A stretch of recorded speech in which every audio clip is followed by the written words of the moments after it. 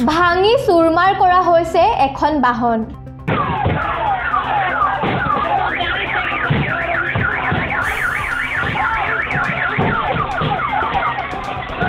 প্ৰতিবাদত নামিছে ছাত্ৰী।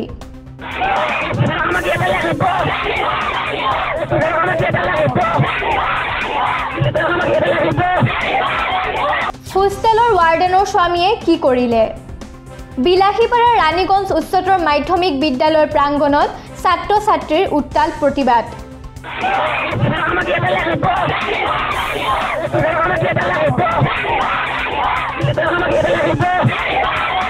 অধ্যক্ষ গৌবেক, অধ্যক্ষক নিলম্বন কৰক, হোষ্টেলৰ ৱাৰ্ডেনক নিলম্বন কৰক, হোষ্টেলৰ ছাত্ৰীক অশ্লীল ব্যৱহাৰ কৰা মুকুল নাথক গ্ৰেপ্তাৰ কৰক আদি শ্লোগানেৰে পৰিস্থিতি উত্তপ্ত কৰি তোলে। এইসকল ৰাণীগঞ্জ উচ্চতৰ মাধ্যমিক বিদ্যালয়ৰ ছাত্ৰ ছাত্ৰী।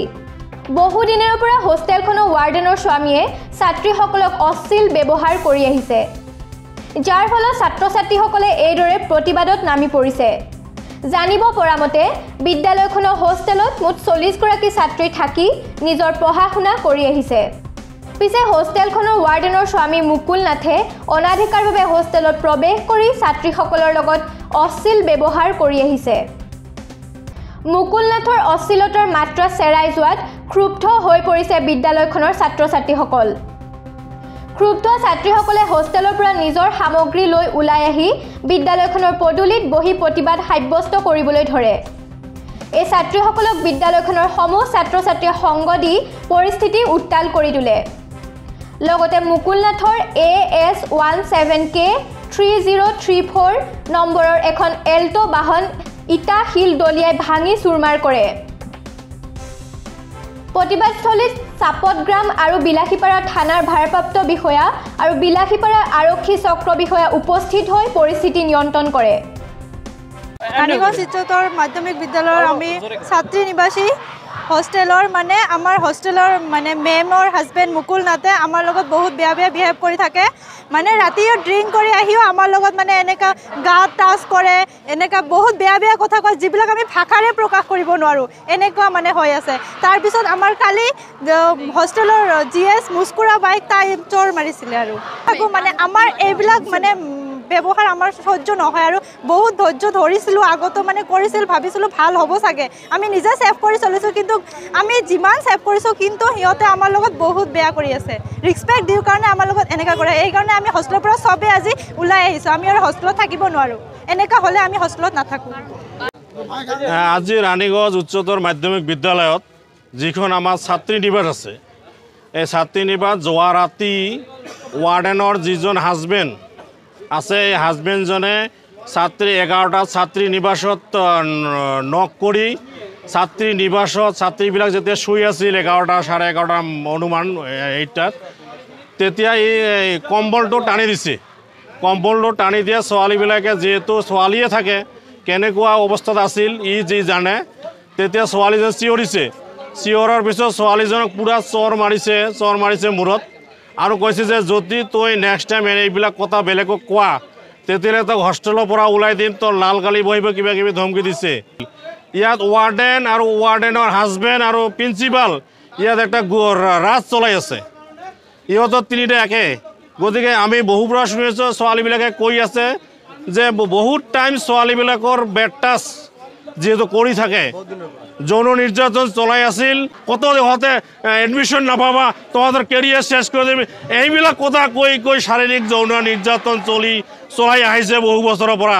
আমি বহুত আন্দোলন কৰিছোঁ, বহুত প্ৰতিবাদ কৰিছিলোঁ, আজিলৈকে ইয়াৰ সুফল পোৱা নাই। গতিকে আজি আমাৰ এই ৰাইজৰ তথা ষ্টুডেণ্টখিনিৰ আৰু গাৰ্জেনখিনিৰ এটাই দাবী, যেতিয়ালৈকে ৱাৰ্ডেন আৰু ৱাৰ্ডেনৰ হাজবেণ্ডক এৰেষ্ট নকৰালৈকে আমি ইয়াৰ পৰা গুচি নাযাম।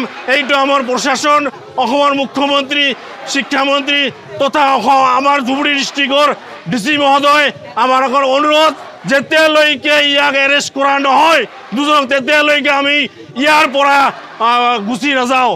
আচল দাবী হৈছে আমাৰ ৰাণীগঞ্জ উচ্চতৰ মাধ্যমিক বিদ্যালয়ৰ যিজন অধ্যাপক প্ৰিন্সিপাল ধ্ৰুৱনাথ, তেওঁক নিলম্বন কৰিব লাগে আৰু লগতে হোষ্টেলৰ যিজন ৱাৰ্ডেন বিভানাথ, তাইকো নিলম্বন কৰিব লাগে।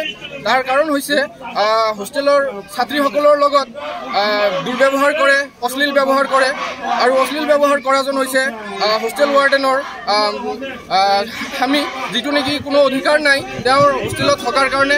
আমি ৰাণীগঞ্জবাসী ৰাইজ সকলোৱে জানো, ভিজুৱেলো আছে, লাগিলে আমি আমাৰ সাংবাদিক মহোদয়ক দিয়াৰ বন্ধুসকলক দিম আমি লগা হ'লে। হোষ্টেলৰ ৱাৰ্ডেনৰ যিজন হাজবেণ্ড তেওঁ হোষ্টেলত থাকে, ছোৱালীবিলাকক বজাৰত ফুৰিব লৈ যায়, ইয়াৰ চকু সাক্ষীও আছে।